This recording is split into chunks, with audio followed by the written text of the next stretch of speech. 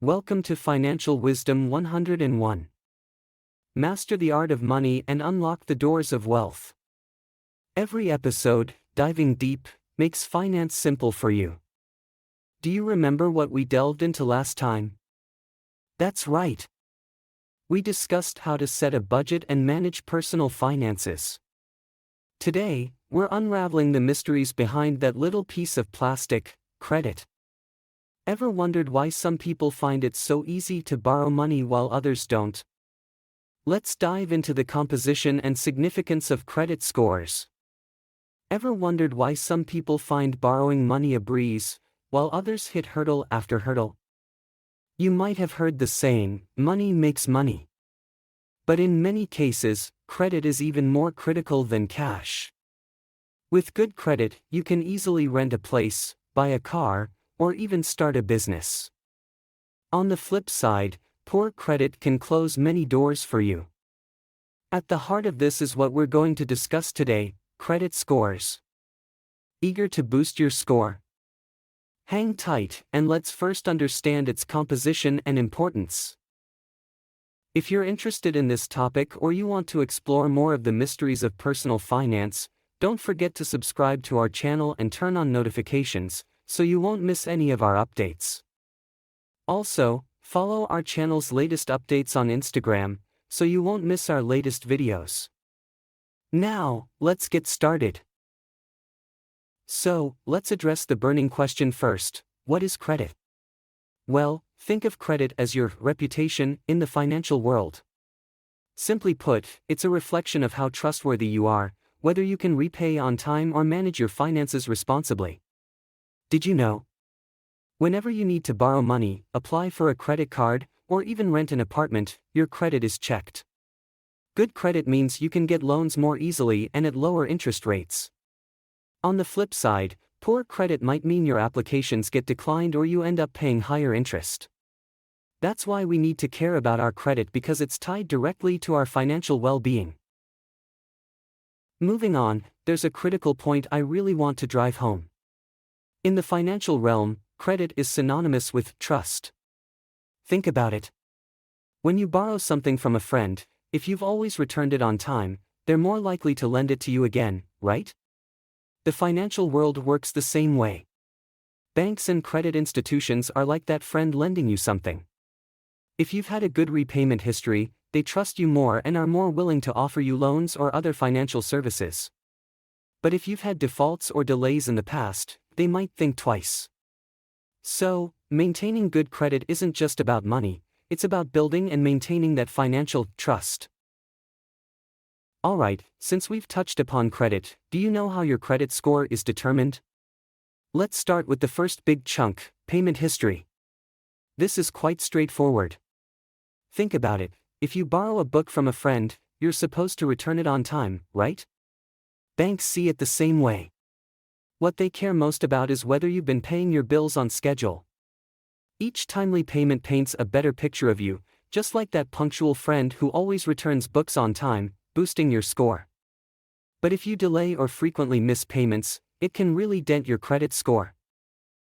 Moving on, our next component is what we call the credit utilization rate. Sounds a bit technical, right? But it's quite straightforward. Think of it as the relationship between the size of your wallet and the amount of cash you're stuffing into it. For instance, say you have a credit card with a limit of $10,000, but you only charge $2,000 to it each month. That means your credit utilization rate is 20%. Not too shabby, huh? Banks like to see that you have credit but aren't overusing it.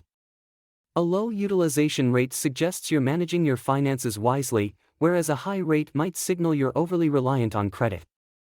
So, for a healthy credit score, it's best not to max out that card on a whim. Now, let's move on to another vital factor: the length of credit history. Yep, that sounds a bit like age, doesn't it? Well, it's somewhat similar. This is all about how many years you've had credit accounts open. Imagine if you and a friend were both learning to cook, but you've been at it for 10 years and they've only been cooking for 1 year. Most would probably trust your culinary skills a bit more, right? Same principle with credit. Banks like to see a longer and more consistent credit history, as it suggests experience in managing credit. But don't fret if you're a newbie, time will tell. Just maintain good credit habits, and a lengthy credit history will follow in due course. Stepping into the next segment, new credit. Curiosity is human nature, especially when you see those enticing credit card offers. It's tempting to open a new account, isn't it? But did you know that frequently opening new accounts might damage your credit score? Indeed, banks and financial institutions look at whether you've been opening several new credit accounts recently. Why? Because frequently doing so might indicate that you're under financial strain or perhaps you're leaning too heavily on credit. And that, in the financial world, is like having a new driver sign. It might make lenders a tad nervous. So, while those new credit card deals might look appealing, think twice before diving in. Alright, let's dive a bit deeper into the diversity of credit types.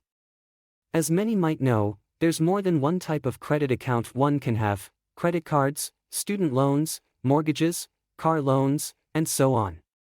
Ever wondered why financial institutions care about how many types of credit you have? The reason is simple: diversity typically indicates stability. If you can manage multiple types of credit responsibly, it reflects your financial discipline and robustness. It tells banks and lenders that you're not just good with credit cards but can handle other kinds of debts as well. But remember, it's still crucial to ensure you repay each type of credit on time to maintain a good credit history. So, a question you might be pondering is, just how important is this credit score? In fact, it's not just a number. Think of it as your financial business card. Just as you might get different treatment at a restaurant based on how you dress and behave, it's the same with credit scores. A high credit score signifies good financial habits and history, making banks and financial institutions more trusting of you. One of the most direct impacts: the interest rate when you borrow. Imagine this: with a high credit score, banks might offer you a lower interest rate because they feel the risk of lending to you is lesser. And over time, a lower rate could save you a significant amount. It's like having a financial discount everywhere you go. When renting a house or an apartment, your credit score plays a significant role that should not be overlooked. As you know, landlords often check tenants' credit histories when deciding whom to rent to.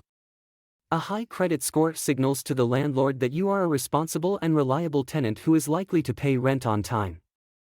On the other hand, if your credit score is less than ideal, the landlord might worry about your ability to pay rent promptly, leading to your rental application being rejected or being asked to pay a higher deposit. Therefore, a good credit score not only provides financial advantages but also facilitates your daily life, making the process of renting much smoother.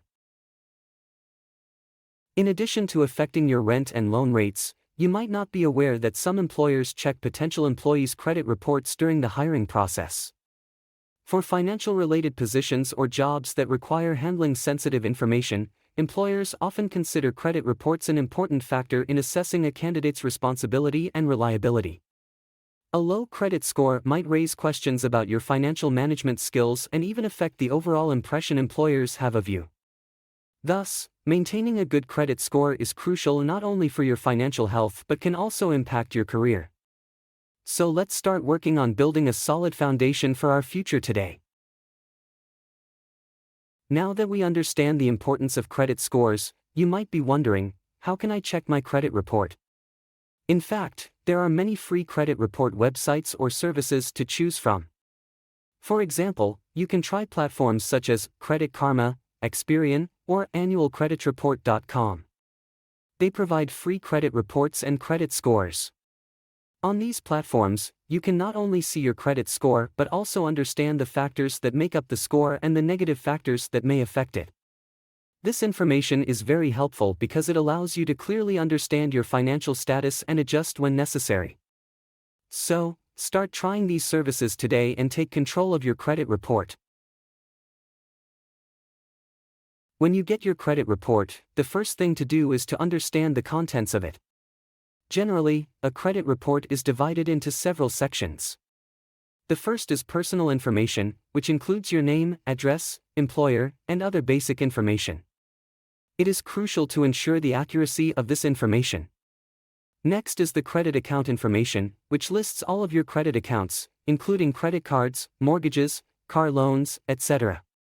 Each account's information will include account type, credit limit, current balance, and payment history. The third part is inquiry records, listing all the institutions that have checked your credit report. These inquiries are generally divided into two categories: hard inquiries, which usually occur when you apply for new credit, and soft inquiries, which usually occur when you check your credit report yourself or when credit card companies regularly review your account. The last part is public records, which will record your bankruptcy, delinquency, and other negative information. Understanding the information on your credit report helps you better manage your financial status and take appropriate measures when necessary. Next, the first step to improving your credit score is to regularly check your credit report.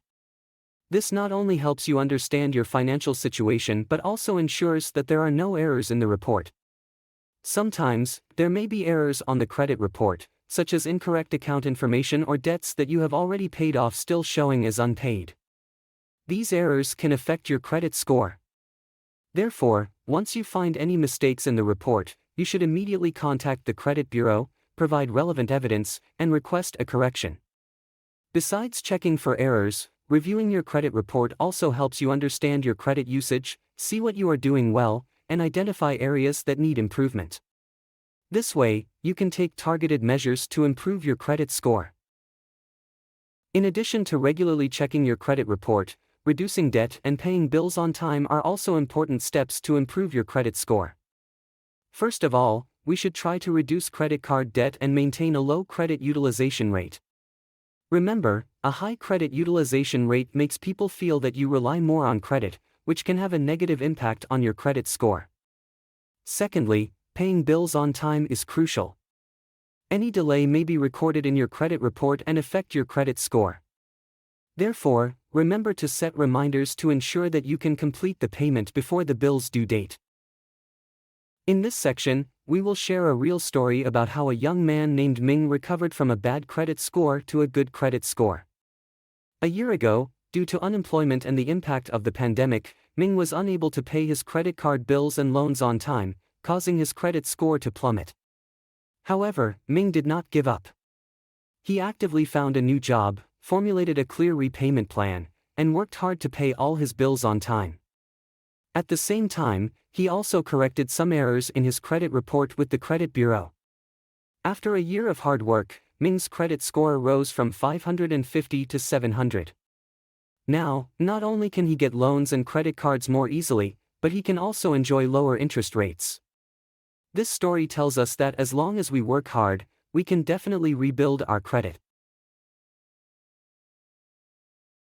In our daily lives, credit is an intangible asset that affects our financial health and quality of life. A good credit score can help us easily obtain loans and credit cards when we need them, enjoy lower interest rates, and even affect our process of renting and job hunting. Therefore, we should value and protect our credit, ensuring that it can reflect our financial responsibility and creditworthiness. As we approach the end of this episode, let's take a moment to preview the exciting content of the next episode. In the third episode, Card Wisdom, How to Make Use of Credit Cards, I will delve into the smart use of credit cards, helping you fully leverage the advantages of credit cards while avoiding falling into credit card traps. So, please look forward to our next video, where I will explore in depth with you on how to make wise investment choices. Once again, if you enjoy my channel, please click subscribe and turn on the notification bell, so you can receive our latest videos at the first instance. Also, follow us on IG to get the latest updates. Thank you for your support and see you next time.